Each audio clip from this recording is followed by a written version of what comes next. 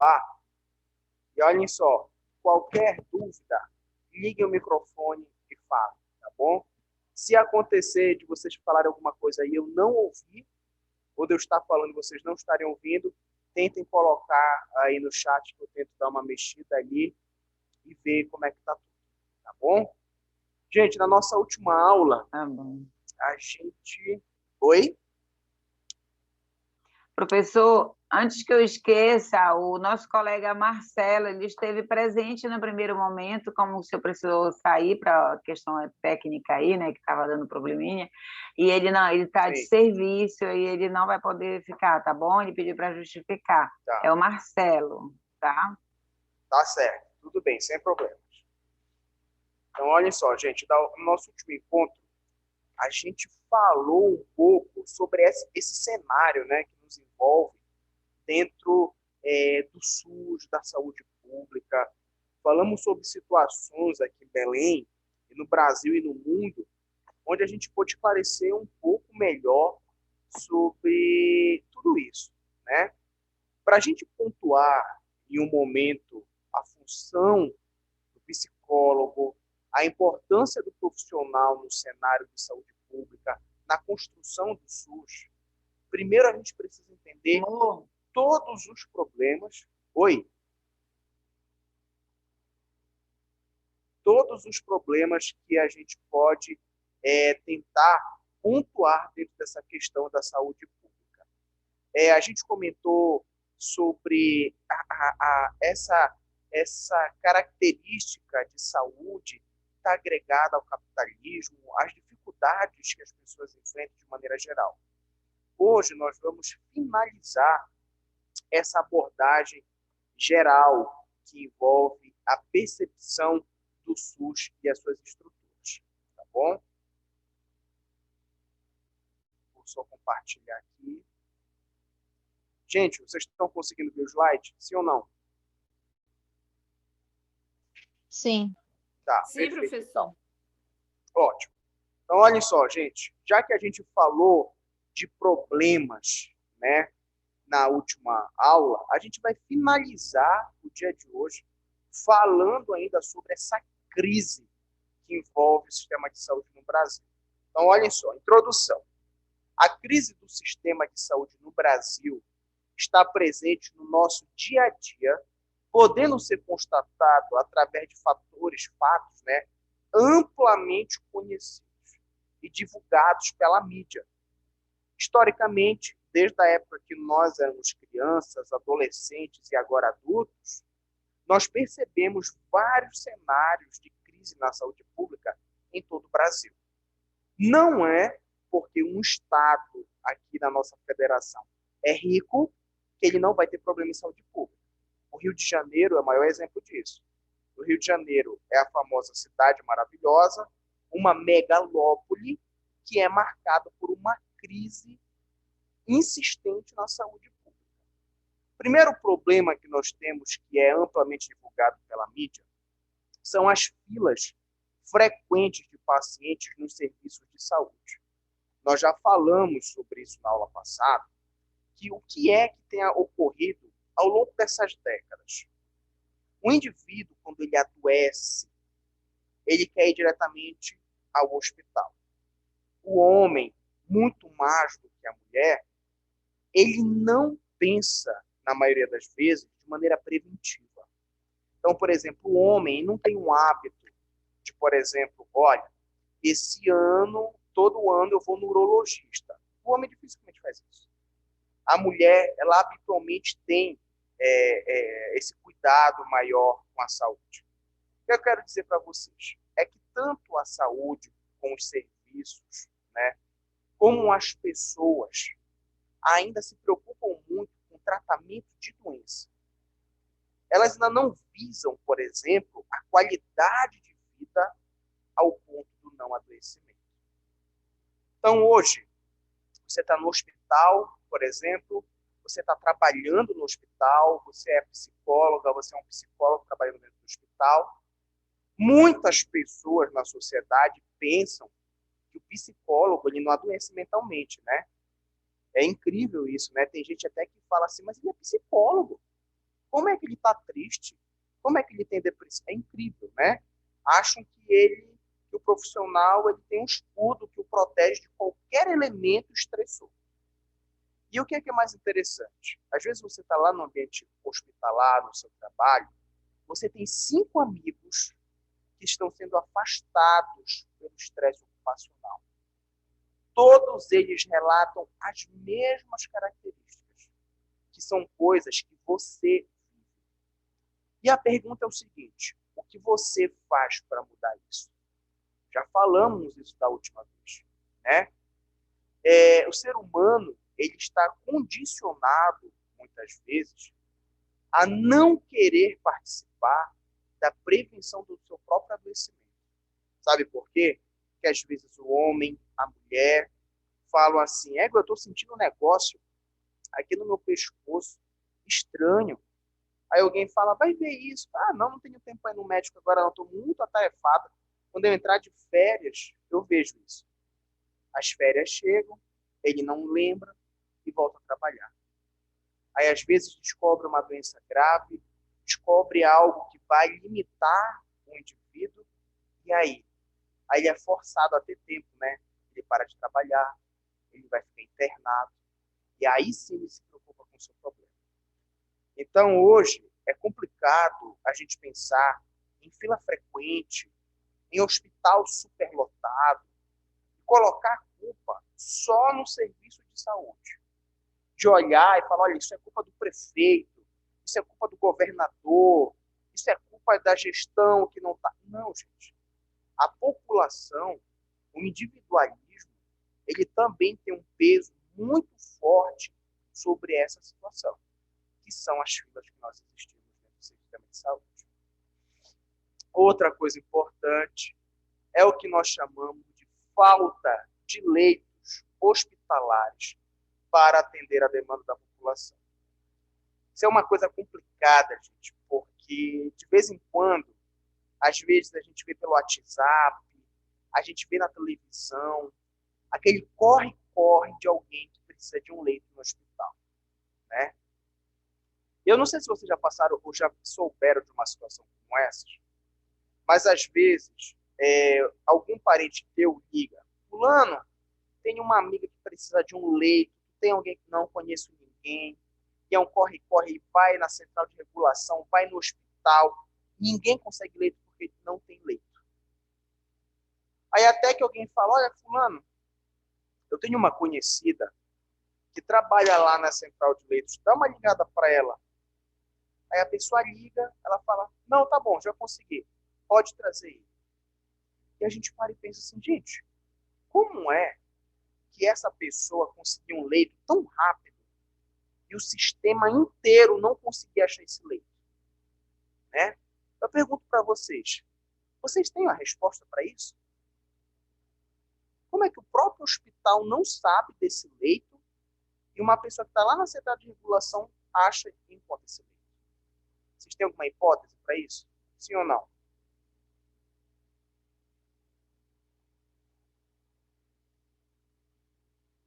Nada? Nada em mente, professor. Tá, gente. Então, olhem só. O que é que acontece? Primeira coisa que está muito presente dentro desse elemento é a falta de informação. É a falta de um sistema de informações integrado, tá? É onde a organização do processo ele consegue mostrar para mim, para o hospital, para a central de regulação, onde existe um leito. Perfeito. Outra característica, e essa é muito mais grave, é que há uns 10 anos atrás, mais ou menos, aqui em Belém surgiu um assunto, né, dizendo a respeito sobre a venda de leitos nos hospitais. Não sei se vocês já ouviram falar sobre isso, mas literalmente as pessoas seguravam o leito para vender para quem tivesse interesse. Olha, o fulano precisa muito, olha senhora, R$1.000 eu consigo esse leito. A pessoa pagava e direcionava o leito. Então nós já estamos falando aí de uma caracterização de corrupção, Nós estamos falando de uma caracterização de falta de ética dentro do serviço de saúde. A gente trabalha enfrentando isso? Claro que sim. Porque quem faz o SUS, além do seu usuário, é o seu profissional, de maneira individual. Então, a minha atividade individual, como a falta de ética, ela leva, sim, ao menos preso, né, por exemplo, das atividades do SUS. Outro ponto interessante é o 3. Escassez de recursos financeiros, materiais e humanos para manter os serviços de saúde operando com eficácia e eficiência. Eu não sei se eu contei isso para vocês na aula passada, mas se eu contei, eu vou contar novamente. Em 1994, havia um candidato a presidente do Brasil, que era o Enéas, né? Eu não sei se eu cheguei a falar. Ele era paraense, e uma vez numa reportagem perguntaram para ele o que ele achava do Brasil estar tão sem dinheiro, tão afundado em dívidas. E ele falou: o Brasil não é pobre. Isso é a maior mentira que contam para o povo brasileiro. O Brasil tem dinheiro. Esse dinheiro, ele só é mal administrado, né? E isso é uma realidade. Hoje nós temos um direcionamento para ações em saúde e materiais em saúde que é muito deficiente, né? É uma coisa implacável. Não sei se vocês lembram, mas alguns anos atrás, o NASF foi uma estrutura desfeita. A estratégia de saúde da família deixou de receber também investimento. E aí, quando você deixa de investir, principalmente em saúde, o que é que acontece? Você vai ter um sistema que vai se deteriorizar.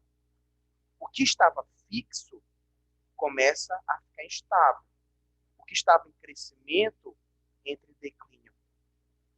Então, a gente não pode pensar assim: olha, aquele sistema tá bom, eu vou cortar o investimento, que agora ele se mantém sozinho. Isso não existe. Investimento feito é investimento contínuo, tá? Que vai, sim, fazer o quê?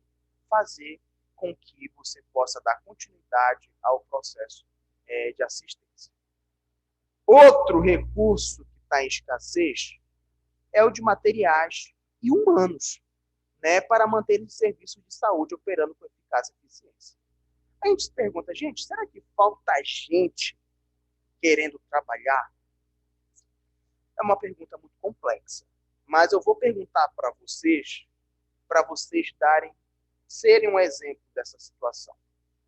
Existe alguém que está aqui agora na plataforma, entre essas 8 pessoas, que gostaria de trabalhar como psicólogo em hospital? Sim ou não? Sim, professor. Hein? Sim. Perfeito. Tem alguém aqui que a vontade é de montar o seu consultório, fazer seus atendimentos e ganhar muito dinheiro? Sim ou não? Sim. Sim, perfeito. A Nayara botou até ênfase, né? Sim. Ou seja, já tem um projeto aí construído na cabeça dela, né? E eu pergunto uma coisa para vocês. Alguém, sinceramente aqui, já pensou em trabalhar na atenção básica? Lá na unidade de saúde, lá na estratégia de saúde da família, no NASF? Sim ou não?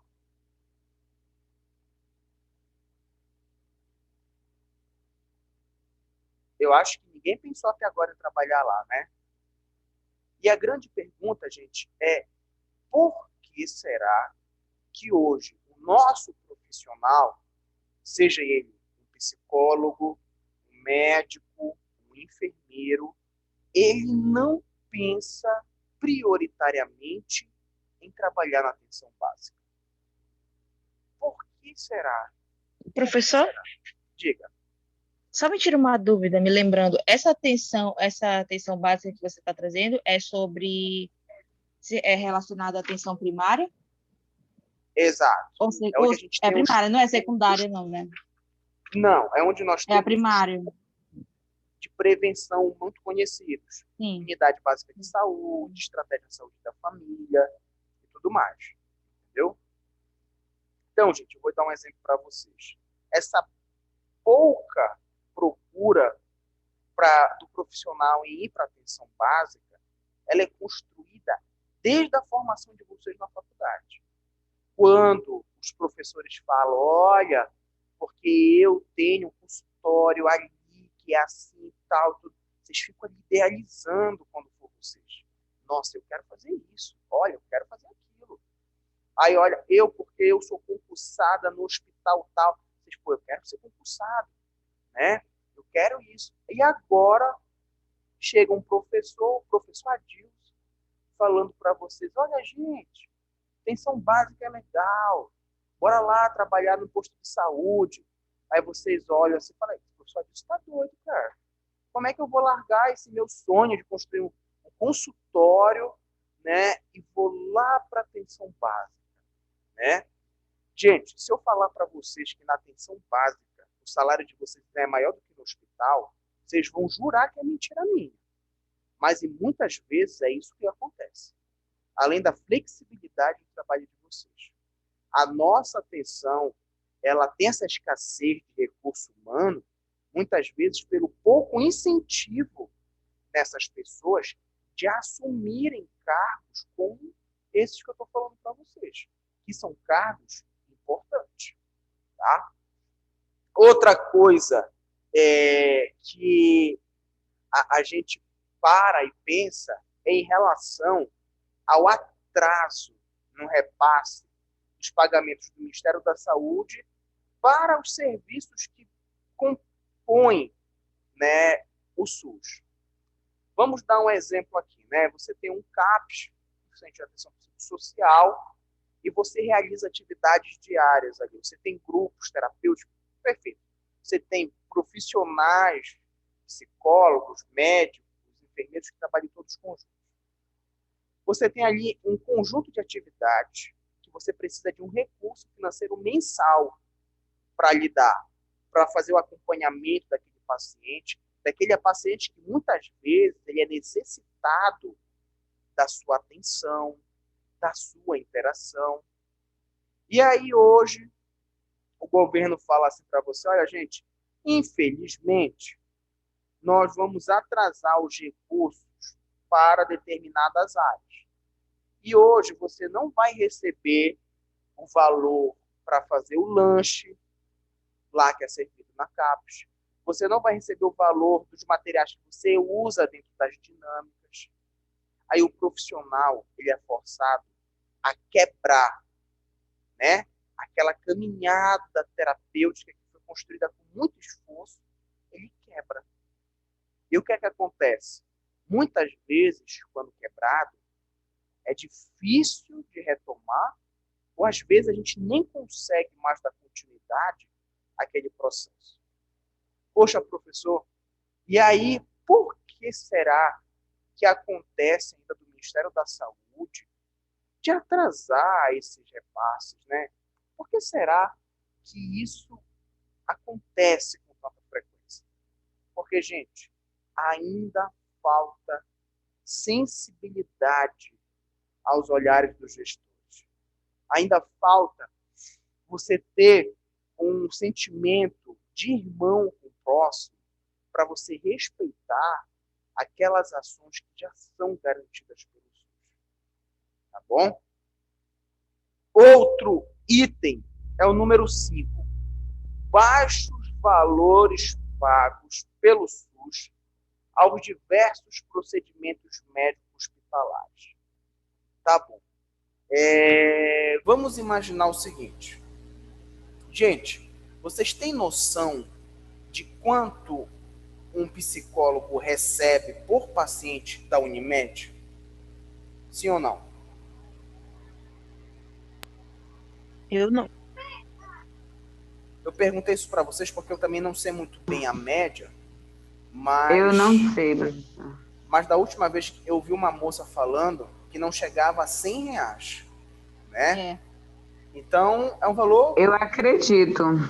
Professor, infelizmente hoje no Brasil, a gente pode perceber que a gente ainda é visto como uma mão de obra barata.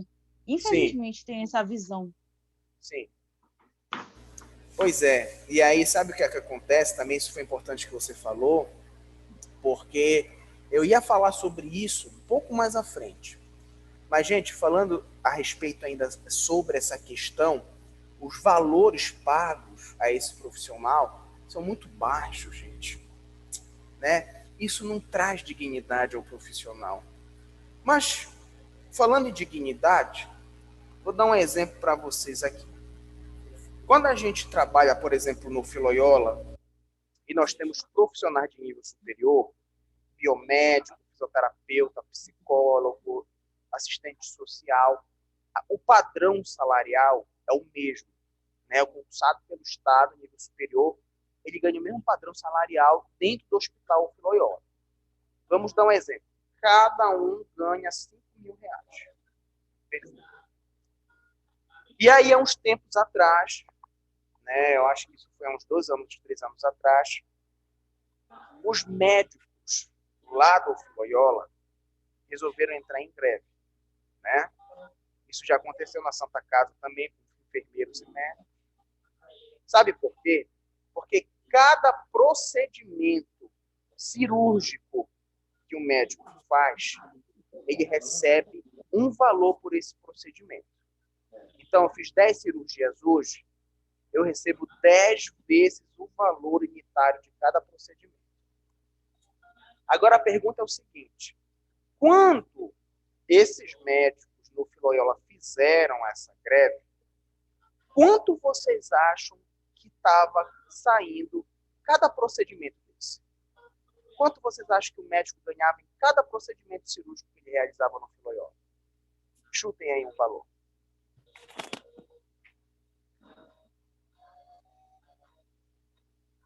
R$300. Certo, R$300. Alguém dá mais, alguém dá menos? Acho que uns 500. Eu ia falar isso. Uns R$500. Tá bom. Eu vou fazer uma pergunta para vocês. Vocês estão sentadas? Porque a notícia vai deixar vocês incrédulas com o que eu vou falar para vocês. Eu estou. Mas cada médico recebia por cada procedimento R$28. Né? Caraca! Pois é. Então, se ele fizer 10 procedimentos cirúrgicos em um dia, ele ganha R$280 a mais no salário dele. Né? Gente, eu acredito, professor. É o cúmulo do absurdo. Sabe por quê? Porque quem está em casa liga lá o Jornal Liberal na hora do almoço e a repórter fala: hoje aqui no Filoiola os médicos resolveram aderir à greve. Tem gente que enche a boca e fala: esses médicos são vagabundos, são ricos, mercenários, querem ganhar mais dinheiro. Gente, eles estão certos. Como é que eles vão trabalhar por R$28 no procedimento cirúrgico? Porque se o hospital fizesse... E que não é nada fácil, né, professor? Claro. Se o hospital pagasse um bom valor para eles, eles não iam querer ir para o consultório particular. Para que montar consultório particular? Se você pode ser concursado e ganhar um dinheiro. Porque no consultório particular, uma consulta é R$300. O cara tira 3 dias de procedimento cirúrgico no consultório dele. Mas aí tem uma questão, que foi a questão que a nossa colega falou lá atrás, dizendo que o psicólogo é visto ainda como mão de obra barata. O que é que acontece hoje? Vamos imaginar que em Belém do Pará, nós temos 100 médicos. São todos os médicos que tem em Belém do Pará. Se agora um médico for trabalhar e o cara falasse para ele: olha, você vai ganhar de salário R$5.000. E ele falar: eu não trabalho por menos de R$10.000. Todos os outros vão pegar aquela situação para si. Então, o médico, ele é muito corporativista. Eles lutam dentro da coletividade. Se hoje você, psicólogo, vai para uma vaga de trabalho e lá fala assim, olha, seu salário é R$ 2.000. Ah, eu não quero, é muito pouco. Já tem alguém atrás de ti falando, olha, eu quero. Se ela não quiser, eu quero. E aí, quanto É mais verdade. tem pessoas que estão querendo puxar o tapete da outra para pegar a oportunidade, joga o salário que for. Joga 1.500. Gente, joguem R$ 1.500 no salário de um médico. Eu quero ver em que local do Brasil vai aparecer um médico para trabalhar com esse salário. Joga 1.500 para pagar assistente social, enfermeiro. É fila de gente querendo deixar currículo. É verdade, professor. Olha, essa realidade que o senhor está falando aí é bem difícil mesmo. A minha filha ela é terapeuta ocupacional e ela se formou recente pela UEPA, acho que uns 2 anos atrás. A proposta que ela recebe só é de 1.200, 1.300. E quando ela foi trabalhar para receber por produção, era isso mesmo, R$ 11, R$ 12, que eu ficava assim, como pode uma coisa dessa? Entendeu? Já pensou? Você prestar serviço, você estudar 4 ou 5 anos, se dedicar para depois se prestar isso.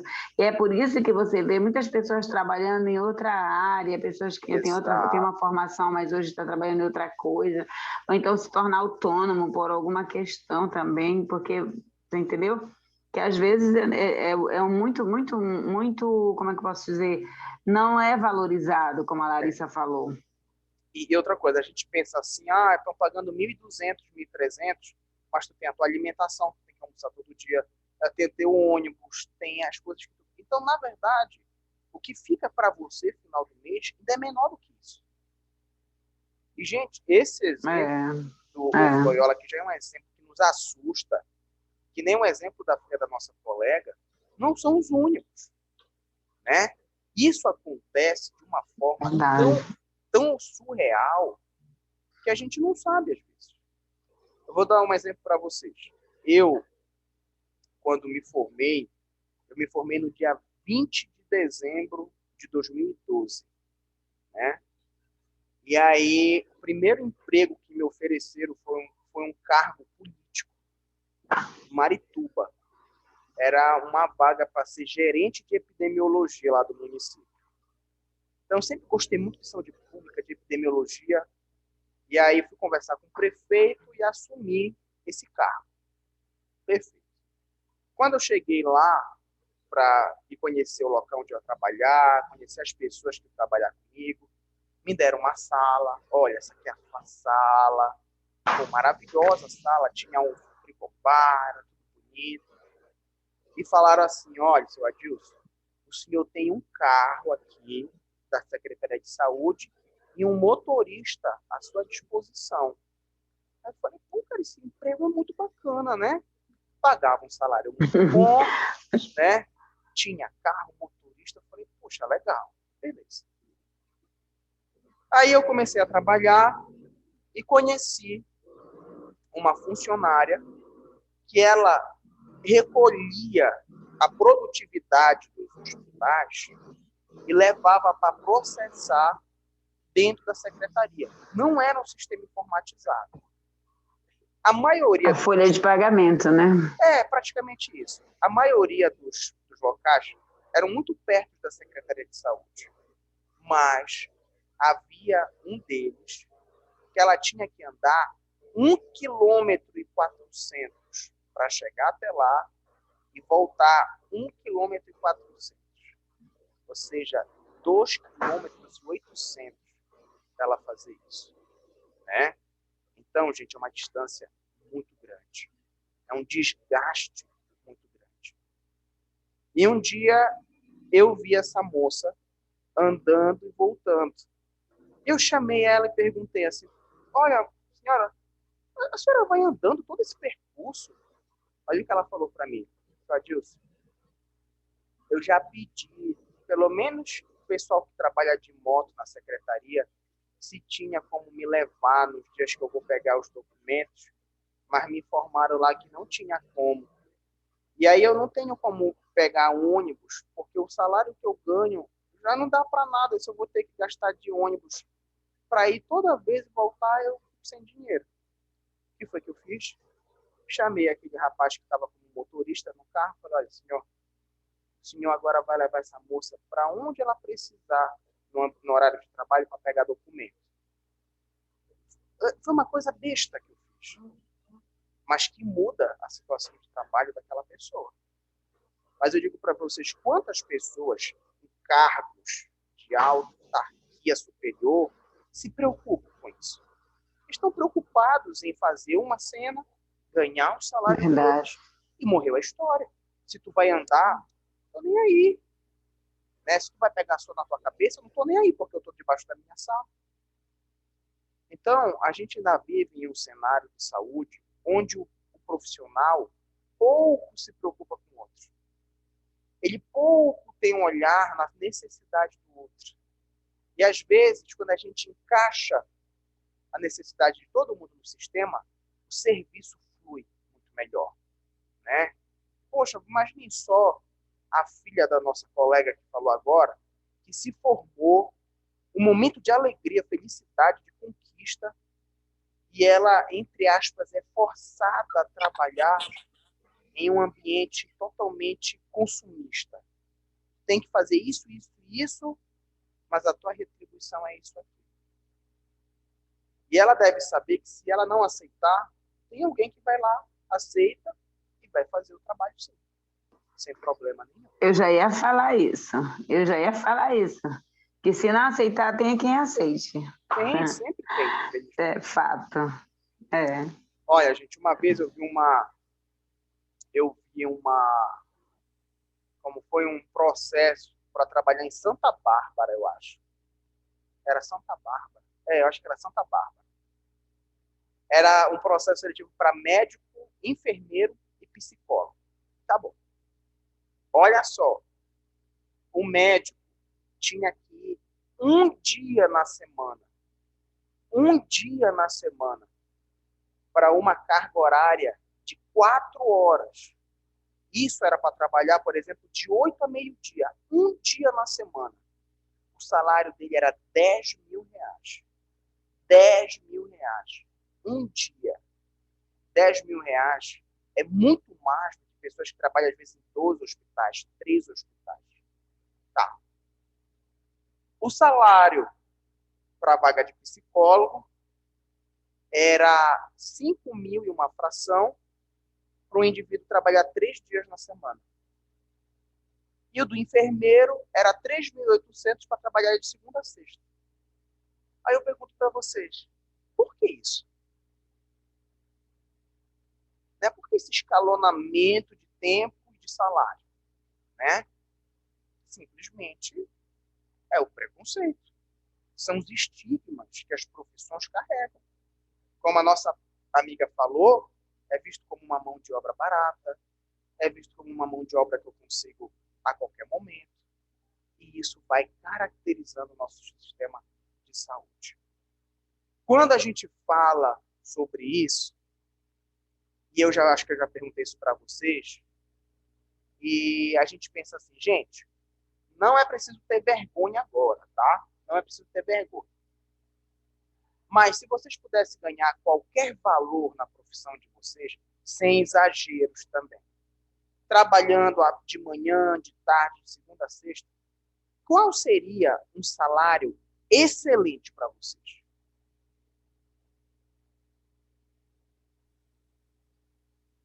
Uns 6, 7 mil, mais ou menos. Excelente. Tá. Eu queria 10 para trabalhar os 2 horários. Tá. Eu queria uns R$30.000, mas tudo bem, cada um dá um valor, tá? Mas olha só. Eu ia falar 15, mas eu ainda achei muito. Foi? Não, R$30.000 para a gente trabalhar feliz, né? Como eu falei para vocês, tá ótimo, né? E aí a gente para e pensa assim, poxa, professor, se a gente fosse pagar 6, 7 mil para a Nayara, 15 mil para nossa colega, não tem como. Isso é quebrar o Brasil. Gente, quebrar o Brasil é quando você tem um político que esconde 45 milhões de reais num apartamento. É quando você tem um político como Antony Garotinho, quando era governador do Rio de Janeiro, que gastou em um mês R$ 75 mil em camarão, né? Como as histórias que a gente vê de não sei quantos milhões em chocolate, em leite condensado. Isso quebra o Brasil. Sabe por quê? Porque quando você tira o dinheiro e usufrui, você não tem retorno. Mas quando você paga R$ 15 mil para o profissional que trabalha muito mais produtivo, ele tira 10 pessoas da internação hospitalar e te economiza R$ 100 mil no hospital. Pô, tu estava gastando R$ 100 mil, né, numa internação hospitalar e pagava R$ 5 mil pro profissional. Mas tu pode pagar 15 mil e zerar a tua conta no hospital. Não é mais produtivo fazer isso? Claro, gente. Todo mundo fica feliz, né? Por que que não se faz? Porque ninguém tem interesse. Que as pessoas querem encher o seu bolso de todas as formas. Enchem tanto o bolso que não tem mais com o que gastar. Tem que alugar apartamento para deixar dinheiro lá dentro. Porque eles não podem comprar uma casa, porque eles têm que declarar. Tem que ir gastando dinheiro assim com coisa pequena. Senão, já era. Tá? Outra coisa importante. Aumento de incidência e o ressurgimento de diversas doenças transmissíveis. Caramba, olha só. A gente está falando aqui sobre o ressurgimento e incidência de doenças transmissíveis. Vamos dar o exemplo da tuberculose e da hanseníase. Eu pergunto para vocês, isso se associa à saúde mental? Ou vocês acham que isso está muito longe da saúde mental?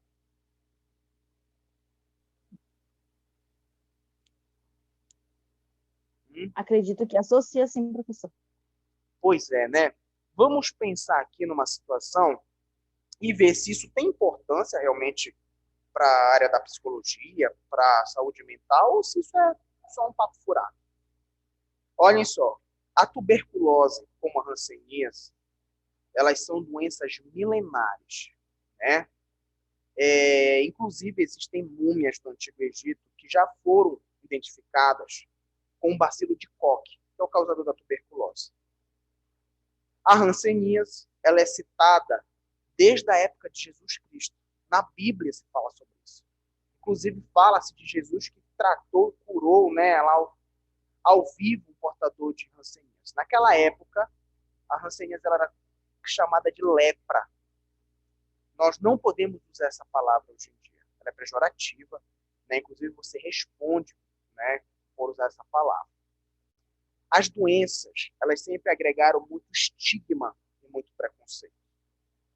Você ter hanseníase hoje, você ter tuberculose hoje, não é como se você tivesse gripado. Você tem um reflexo social e mental.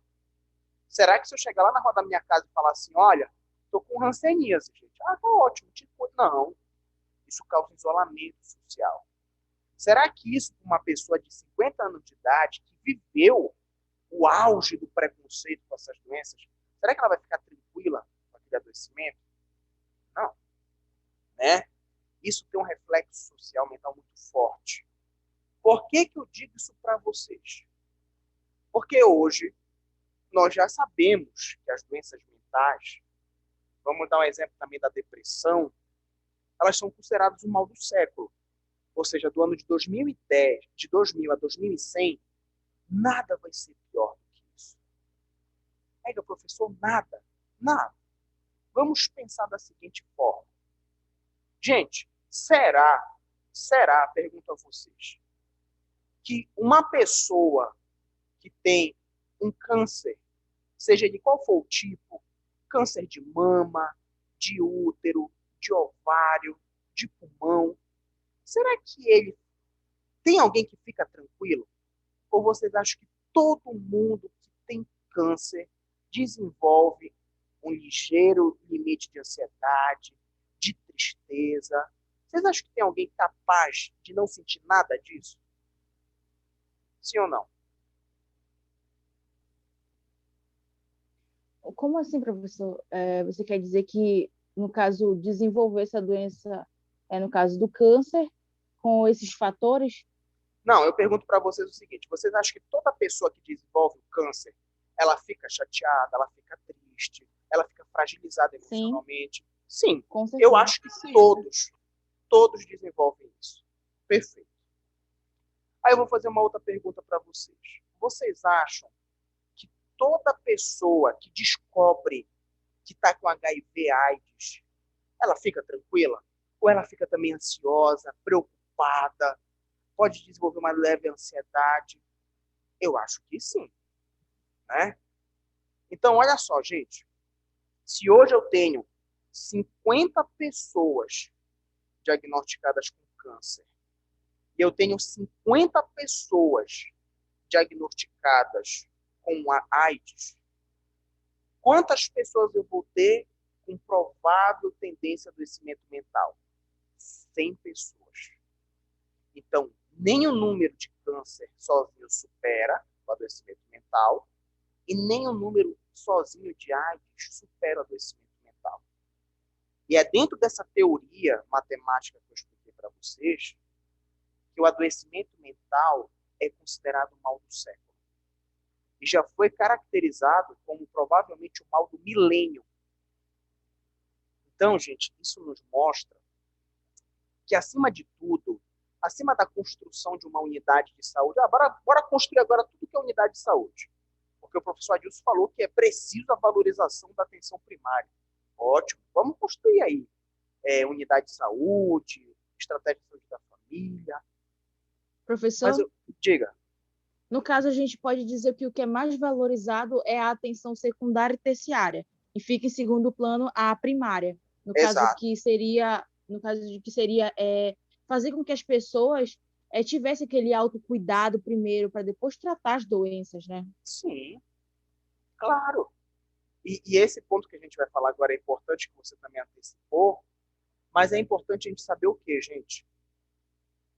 Dentro desse cenário, onde as doenças crônico-degenerativas, como o câncer, a obesidade, estão levando as pessoas para o adoecimento mental, as doenças infecto-transmissíveis parasitárias levam a preocupação e o indivíduo para o adoecimento mental.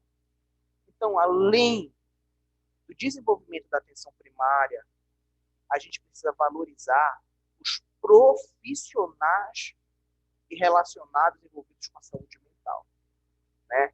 A gente precisa ter uma valorização do psicólogo, do psiquiatra. Gente, vou falar a verdade para vocês, tem pessoas que eu conheço que têm medo do psiquiatra. Fala que aquele cara ele é psiquiatra, ele se afasta, como se o psiquiatra fosse um demônio, sei lá, uma entidade assim que todo mundo tem medo, né? É preciso valorizar os profissionais da enfermagem, que são da área de saúde mental, os fisioterapeutas especializados na parte de saúde mental, para que a gente possa ter uma mudança desse cenário. Porque senão, daqui a 5 anos, a Covid foi embora. Mas e os reflexos dela? O número de gente que adoeceu mentalmente porque perdeu o pai, perdeu a mãe, perdeu o emprego, sofreu uma sequela da doença, é muito grande. É muito grande. E a nossa colega, ainda há pouco, falou sobre o hábito, né? Sobre o indivíduo assumir a sua responsabilidade. Lembra que eu falei para vocês que o SUS é uma construção do usuário e do profissional da saúde.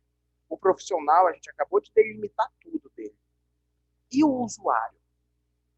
Será que o usuário ele está realizando tudo o que ele precisa para a gente ter um SUS uniforme? Não. Os seus hábitos, os hábitos adotados pelo indivíduo, ainda representam perigo, ainda representam algo preocupante. Principalmente quando nós falamos de hábitos de vida, quando nós falamos de educação e saúde, que é uma ação para você adaptar o indivíduo à sociedade em que ele vive, né? Então, por exemplo, você tem um indivíduo que trabalha em 3 hospitais, ele não tem um momento dele, da família, ele vai adoecer. Claro que ele vai adoecer. Ele não tem aquele escape daquele momento. Ele vai adoecer, claro. Aquela pessoa que tem uma alimentação desregrada, né? Que não está nem aí para ouvir uma orientação de saúde, vai ficar obesa, vai ter obesidade, vai ter problema de hipertensão, diabetes, e vai morrer futuramente. E aí eu pergunto para vocês, será que os únicos indivíduos que fazem essas coisas feias são pessoas pobres, sem educação, abaixo da linha da pobreza? São só essas pessoas, gente, que fazem isso? Não, é Não, muito, é inserido em todas as classes sociais, isso aí. Pois Isso é é. um hábito, né? É um hábito, é algo cultural. E aí eu pergunto uma coisa para vocês. Vocês será que não fazem também isso? com certeza. Larissa, tu faz isso? Sim, professor. Larissa, me diga uma coisa. Você gosta de tomar, por exemplo, uma cerveja? Não, eu não bebo. Não, Porque não essa tua consumo foto aí álcool. parece Mas até eu, por que tu tá exemplo, no posso balcão dizer, de um bar, assim. Eu pensei que tu tava já tomando até um drink nessa tua foto. Mas olha, gente, eu vou dar um exemplo diferente da bebida alcoólica. Vocês gostam de uma Coca-Cola gelada? Um copo grande, cheio de já ia dar gelo, esse exemplo. uma Coca-Cola? Isso daí não é de Deus, né, gente? Isso daí é o pecado mesmo no produto que vicia a gente. E eu vou dizer uma coisa para vocês. Eu amo minha esposa. E ela é uma pessoa assim, uma mulher alta, sabe?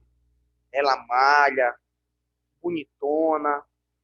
E ela tem um vício, sabe qual é o vício dela? McDonald's, né? E eu não tinha esse vício. Sabe qual é a desgraça de tudo? É que ela come e ela não muda.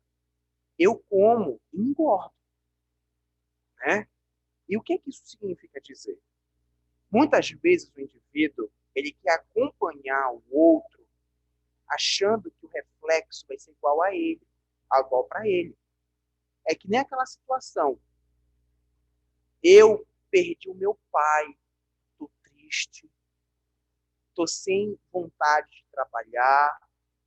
Aí chega alguém e fala assim para ti: olha, Dilson, o vizinho ali perdeu o pai também. Então para com isso, porque ele tá bem, tu não tá. Vocês sabem que isso não é correto. Nós precisamos valorizar os nossos problemas.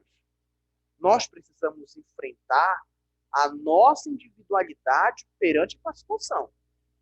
Você não pode ficar parado ou retroceder naquele processo. Você precisa avançar, entender e passar por ele, quebrá-la ao meio, ou qualquer outro tipo de coisa. Mas quando eu falo isso para vocês, é para entender que vocês, daqui a pouco, quando formados, vocês vão ter uma função extremamente importante na sociedade em que vocês vão estar inseridos. Vocês vão encontrar uma sociedade que vai necessitar, mais do que tudo, de saúde mental. Vocês vão encontrar uma sociedade onde as pessoas vão ter dinheiro e elas vão perceber que elas não são felizes, mesmo tendo muito dinheiro, né?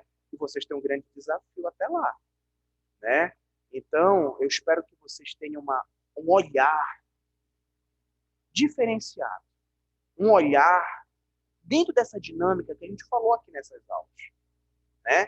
Que é um olhar de ver o indivíduo de maneira holística, de ver as reais necessidades e como talvez mudar esse processo que nós temos aí, tá bom?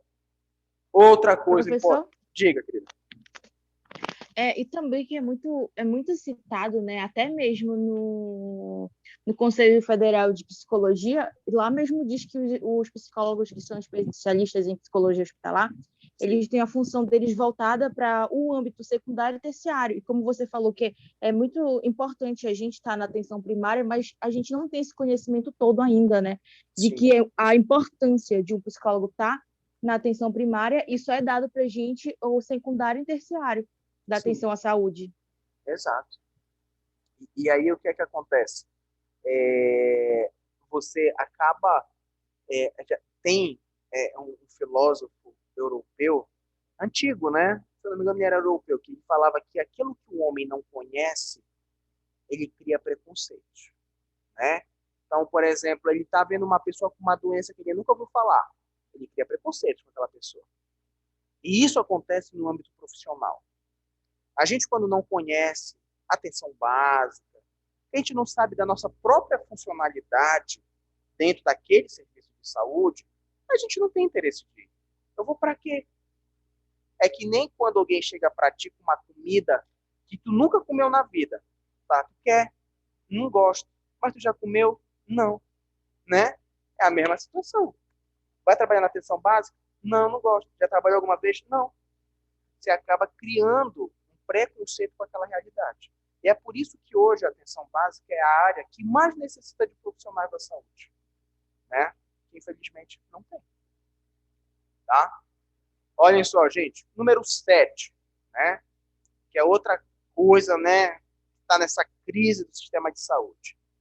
Denúncias de abusos cometidos pelos planos privados e pelos seguros de saúde. Gente, eu não sei se foi para vocês que eu perguntei isso, mas eu vou repetir a pergunta e aí, se foi, vocês me falam, tá? Hoje em dia, se eu quiser marcar uma consulta com um psicólogo pela Unimed, eu consigo fazer isso? Eu perguntei isso já para vocês ou não? Sim, na última Já. aula. Pois é, né? Que a gente falou sobre o fluxo, não foi? Que, por Isso, exemplo, você até citou o exemplo da sua avó, parece. Não, e que hoje, que a gente falou daquela história da cirurgia, não foi? E que hoje você não consegue mais marcar porque a agenda de 2021 ela está fechada, né? Então, gente, o que é que acontece? A gente precisa entender que muito precisa ser feito, né? Que não vai ser fácil para o profissional lidar com tudo que a gente tem pela frente, né? O nosso serviço de saúde, ele não está às traças, né? Ele não está despedaçado, mas ele está, oscilando. Ele está ali fragilizado e a qualquer momento ele pode quebrar. E o dia que ele quebrar, gente, a Covid-19 vai parecer uma coisa besta, vai parecer uma gripe, perto do colapso que vai existir dentro da caracterização de saúde. Tá bom? Gente, eu quero passar para vocês, eu vou passar agora para vocês um pequeno vídeo, só para a gente ver um pouco sobre isso que a gente falou, tá? Só um minuto, que eu vou tentar achá-la para passar para vocês.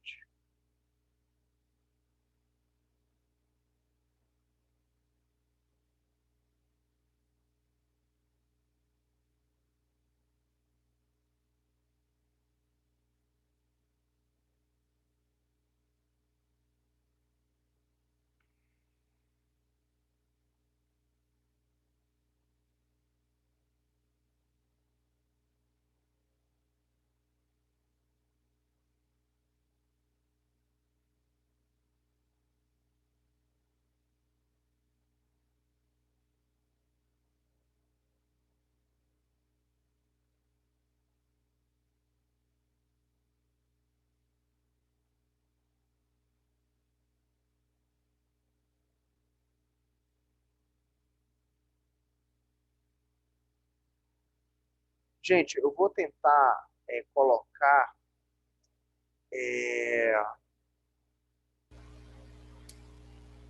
deixa só eu ver aqui. Eu vou tentar colocar o vídeo. Vocês só me falam se vocês estão ouvindo, tá bom? Só um minuto.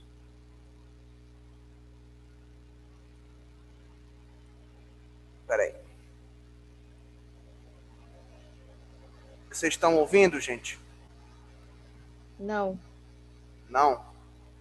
Peraí. Deixa eu ver aqui se...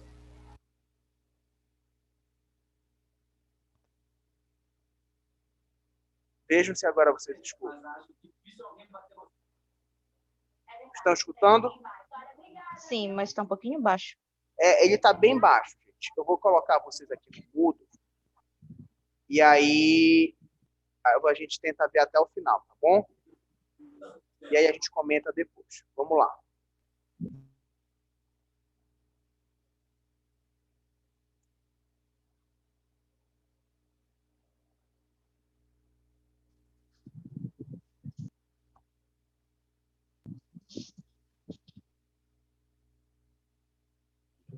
Tá mudo.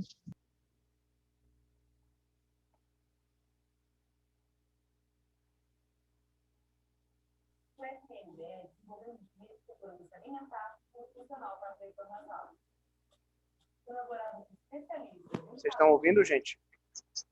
Não, eu não. Tem alguém que está conseguindo ouvir? Eu estou escutando, mas é bem baixo mesmo. Tá bom, vou continuar, eu comento no final.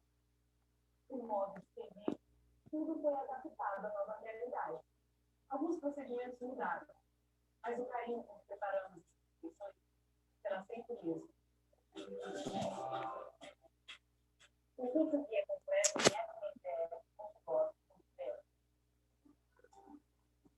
Ministério da Educação, Governo Federal, Pátria Amada Brasil.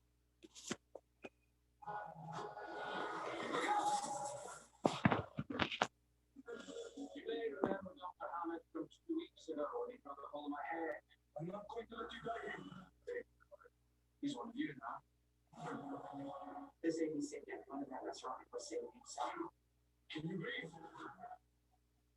Who are you? Not every day a patient from one week comes a doctor the next.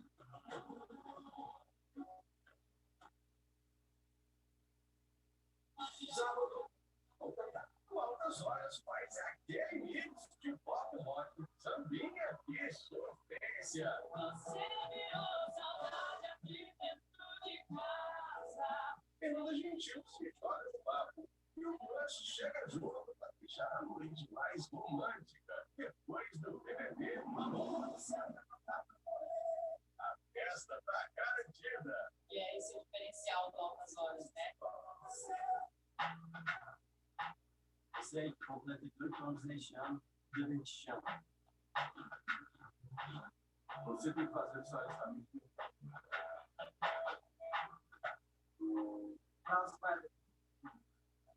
E o melhor jeito de você testar está em suas mãos, seu celular. Baixe o aplicativo do Exército.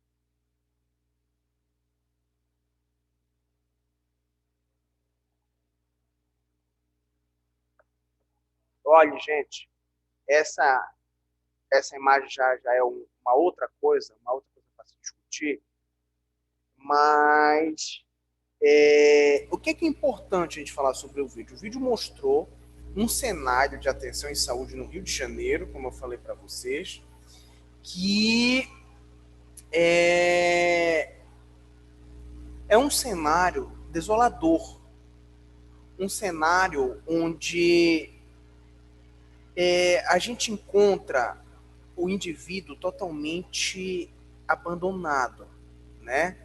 A gente encontra um indivíduo que ele está lutando com todas as forças para ter dignidade, né?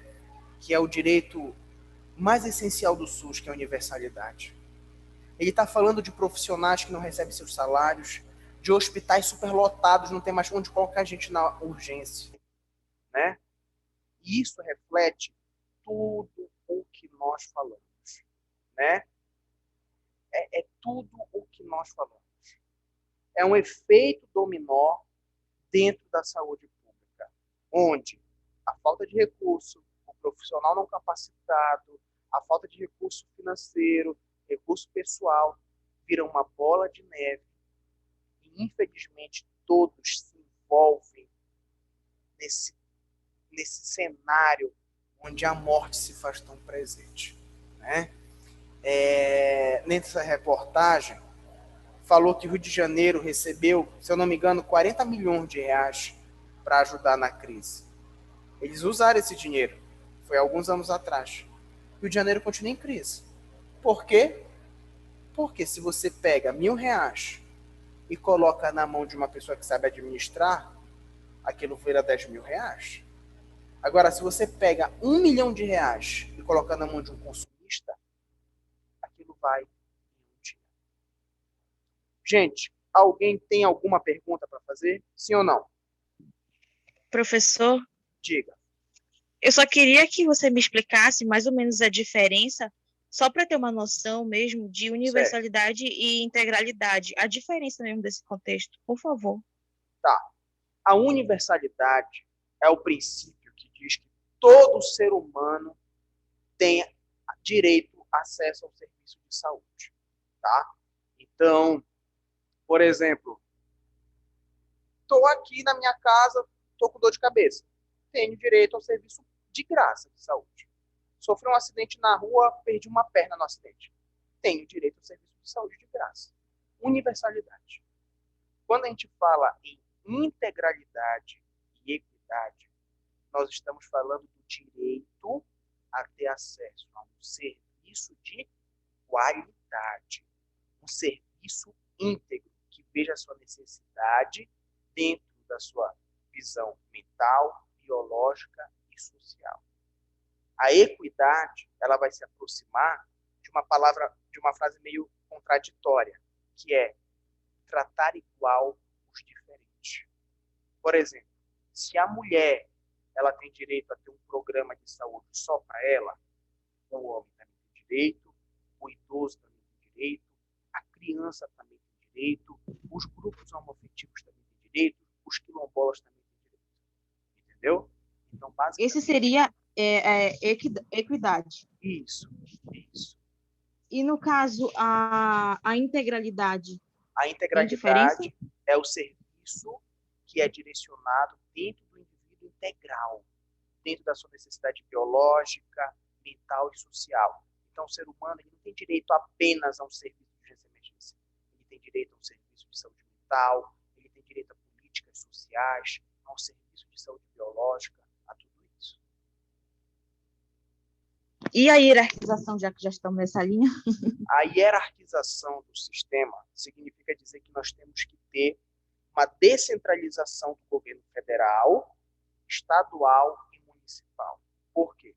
Porque antigamente era só Brasília que tomava todas as decisões sobre as políticas. E aí eu pergunto para vocês sabem qual é o município do Pará que mais tem caso de raiva hoje em dia? Não? Sim ou não? Salvaterra, Souri, Marajó, pelo lado de Léo. É mais ou menos por aí, né? Portel foi a cidade que mais apresentou casos de raiva já no Pará. Por exemplo, vocês que moram aqui não sabem disso. Como é que o cara lá em Brasília ele vai saber qual é a nossa necessidade? É por isso que a gente precisa ter a hierarquização, a descentralização do sistema. O município cuidando do município, das suas peculiaridades, o Estado cuidando dos municípios, dos seus valores, e a federação administrando tudo isso. Tá bom? Ótimo, professor. Obrigada. Ok. Por nada, a gente sempre que tiver dúvida é só falar. Bom, gente, são 10h15. Vamos para casa. Vamos para casa, não, eu vou para casa, né? Vocês já estão aí vendo Big Brother, provavelmente, né? Então, eu queria desejar uma excelente noite para vocês. Não esqueçam que nesse carnaval não é para ir para a rua bater perna, tá bom? Lembre-se que a Covid ainda está por aí. Aproveitem o feriado para estudar, ler, namorar, ver uma série. Vão ter a valorização mental de vocês, tá bom? Obrigado. Obrigada, professor. Boa noite, professor. Uma boa noite. Obrigada. Até semana que vem. Boa noite, Obrigada. meninas. Boa noite a todas. Boa noite, professor. Boa noite. Até amanhã, hein, galera. Amanhã a gente Amanhã se não, encontra comigo na eu só venho faculdade. quarta-feira, hein? Eu tô falando com as meninas, Tá bom, os beijo. colegas. Tchau. Boa noite.